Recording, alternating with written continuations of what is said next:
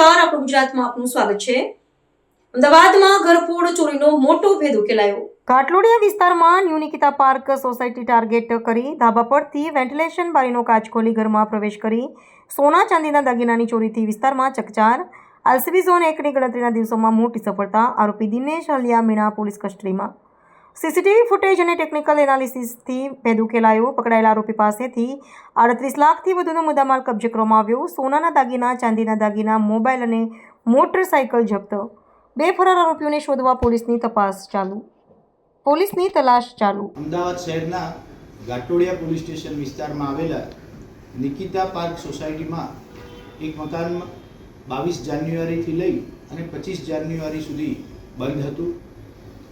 જ્યારે મકાન માલિક પરત આવે છે ત્યારે પોતાના ઘરમાંથી ચોરી થયેલાનું એમના ધ્યાન ઉપર આવે છે।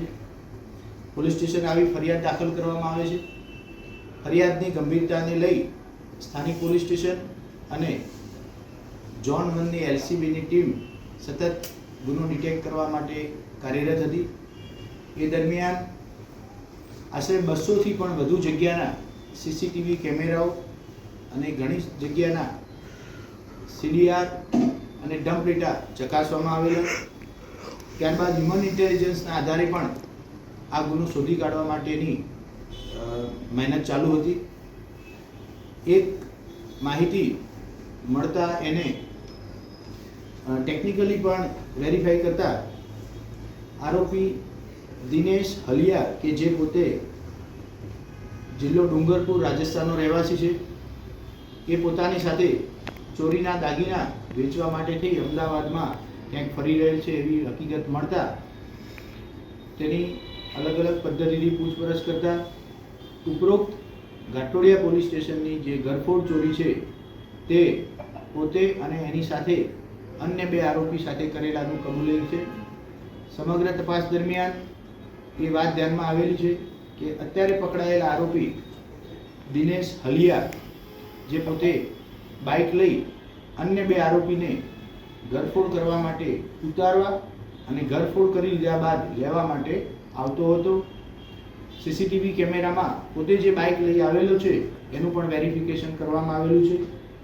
અન્ય જે બે આરોપી કે જે મકાનના વેન્ટિલેશનના સળિયા કાપી અને ઘરમાં ઉતરેલા હતા તેમના નામ કમલેશ અને ઈશ્વર આ પ્રકારના છે।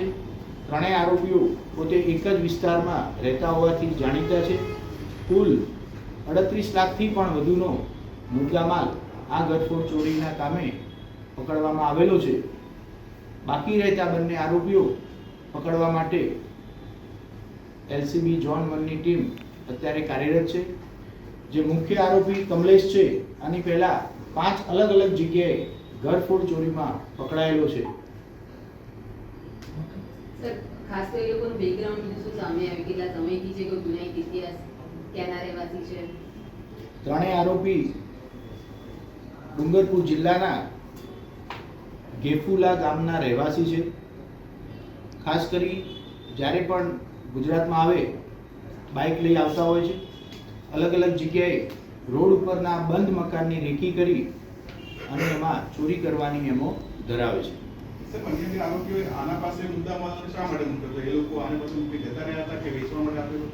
અન્ય બે આરોપી જે પકડવાના બાકી છે એ બધાનો જે ગેંગ લીડર છે એ આ દિનેશભાઈ અત્યારે જે આરોપી પકડવામાં આવેલો છે એ છે। અમદાવાદ ખાતે આ દાગીના વેચી એના જે રોકડ રૂપિયા આવે તે આ ત્રણેય આરોપીઓએ સરખા ભાગે લઈ લેવા એવું હાલ પકડાયેલા આરોપીના પ્રાથમિક પૂછપરછમાંથી જાણવા મળેલું છે। મુદ્દામાલ કેટલા રૂપિયાનો રિકવર કરવામાં આવ્યો? કુલ મુદ્દામાલ 38 લાખથી પણ વધુનો રિકવર કરવામાં આવેલો છે।